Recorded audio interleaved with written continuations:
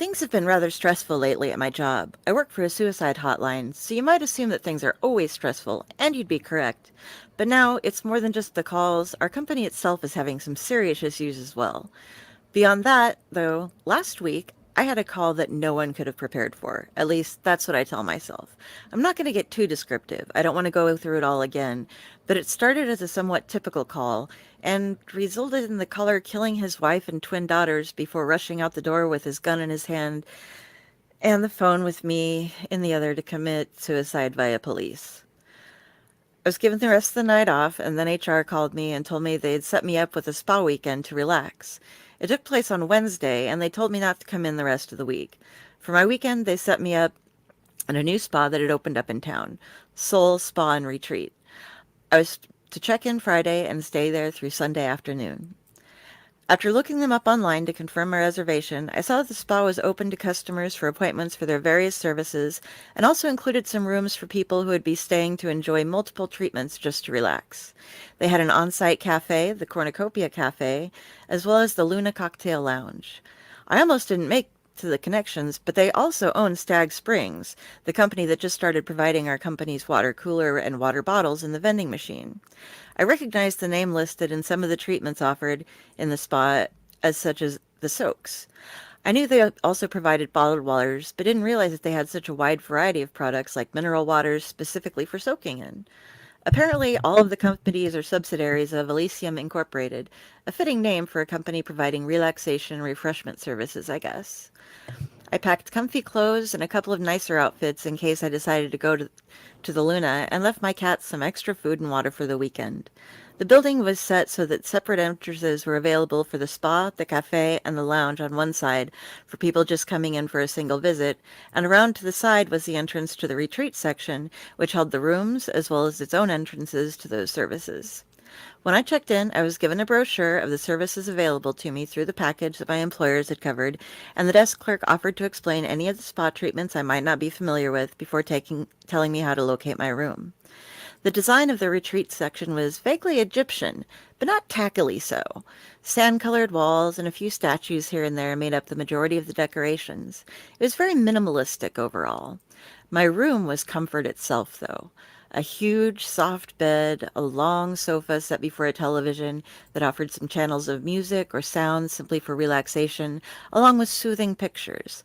A claw-footed tub and a shower both in the bathroom, and dressers, a closet, and a nice desk where I'm sitting here typing this up. After first checking in and looking over the brochure, I chose to undergo the Stygian soak. It was described as a very deep mud bath for pulling all of the toxins out of one's blood and body and promoting skin and general health.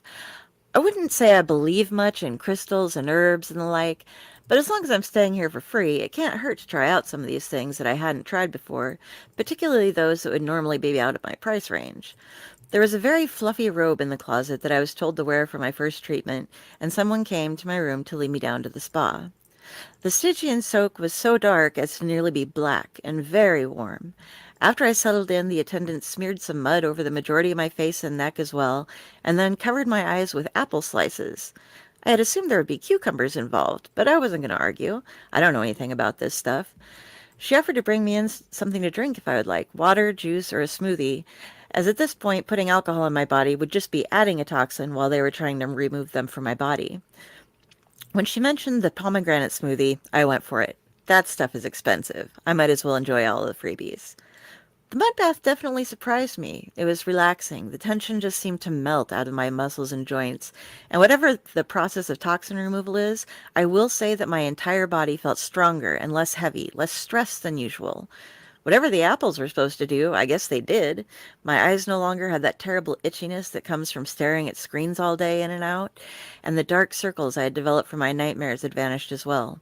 The smoothie was excellent. I was happy to hear that they were available from the cafe and that the cornucopia was working towards filling grocers' shelves and vending machines beyond their own sites. The whole experience was starting off wonderfully. I was already ready to leave a 5-star review and maybe start setting aside some of my checks for another visit. Elysium Inc. had my support in their endeavors for sure. Once I was cleaned up from the mud bath, I had lunch delivered to my room. I spoiled myself with croissants and apple butter and some pomegranate juice, which was just as tasty as the smoothie. I was told they had their own supply of pomegranates, which is why they tasted so much better than normal. Honestly, I hadn't tried pomegranate juice too often in the past, so I took their word for it. I was prepared to drink the stuff the entire time I was here, though. It really was that good. After lunch, I was scheduled for a massage with some of their lavender lethargy lotion in my room. They brought up the table and I was just wrapped in a towel. Normally I'm a bit shy about things like that, but something about the place made me feel comfortable enough to go for it. And I'm so glad that I did. Whatever tension was left in my body was worked out from it with the strong hands of my masseuse, and that lotion left me half asleep. She was kind enough to help me to my bed for a nap afterwards, and told me that's a normal reaction. I had my first bit of sleep that didn't involve some sort of nightmares in a long, long time. That last call might have been the one that broke me, but honestly, stepping back for a moment for the first time since I had started, every call was a stressor, and most of my nights were rough since I had started working there. I woke up a bit late for dinner, but discovered I could go down to the lounge and still catch something from the kitchen as well as a couple of drinks. I dressed in my nicest dress and didn't bother much in the line of makeup other than some lipstick. My skin seemed to be glowing from the treatment earlier, and there was no reason to cover it with paints and powders. The Luna Cocktail Lounge was dark with patterns of moon cycles as the trim on the wallpaper, and small lamps suspended from the ceiling in blues and purples with tiny twinkling white lights give off the profession. With tiny twinkling white lights, it gave off the impression of twilight. I took a seat just off the bar and ordered a basic cheese and olive tray to nibble on while I had a glass of wine. There were some other customers and a few at the bar and some at the tables that had couches and armchairs around them having subdued conversations, all of it blending in with the ambient music. When the bartender came back to clear my dishes and offer another drink, he asked me if I would like to try one of their signature cocktails. Looking over the menu, I asked him what exactly the Green Ferryman was. I had heard of a green fairy before, but I'd never tried absinthe. Perhaps now is the time. He told me it was a traditional absinthe, sugar cube, and water drip which substituted a variety of stag spring water as the water drip. Generally, it was suggested for those who were drinking to forget something. As that was the reason that I was there, I decided it would be the perfect end to the night.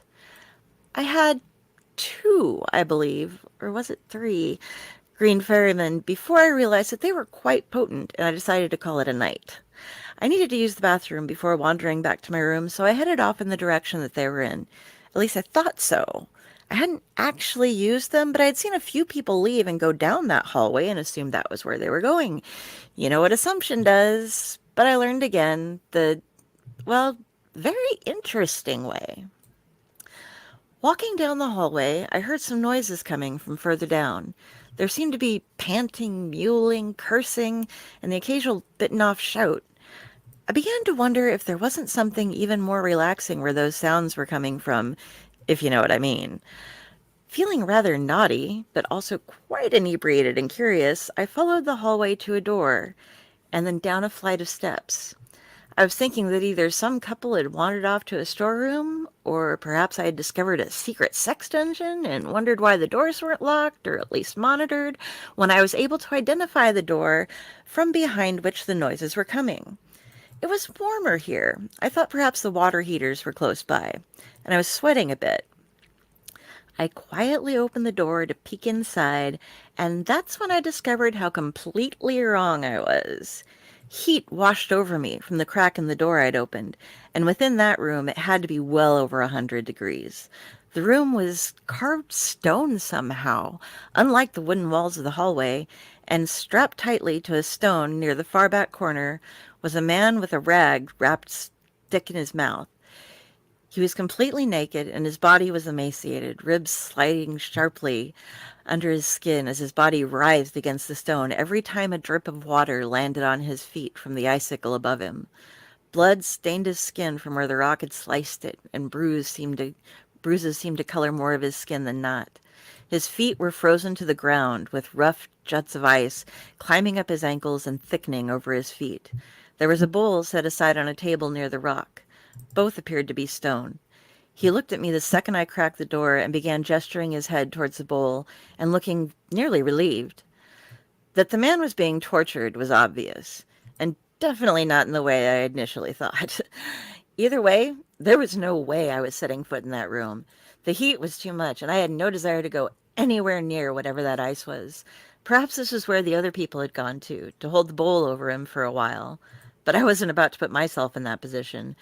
I closed the door, wincing at his muffled screaming and sobbing when he realized I wasn't going to help him, and made my way back up the stairs. The bartender caught me when I was coming out of the hallway and asked if I was okay before having someone escort me back to my room. They set a couple of bottles of water near my bed and got off my shoes before tucking me in. This morning, I decided to get a smoothie delivered along with some pastries in my room for breakfast while I type all this out. I've really found a gem of a place here. I wish I could just stay forever. I've scheduled some wraps and scrubs for later today, and we'll get a mani-pedi and waxing done tomorrow so that none of the treatments damage the polish. When I opened the desk drawer to find another cable, I discovered a number of brochures in there, including one from my company, along with one from another company that looks to have similar aims, a crisis center. When I looked them up online, I saw they were hiring, and for a good deal more than what I'm being paid.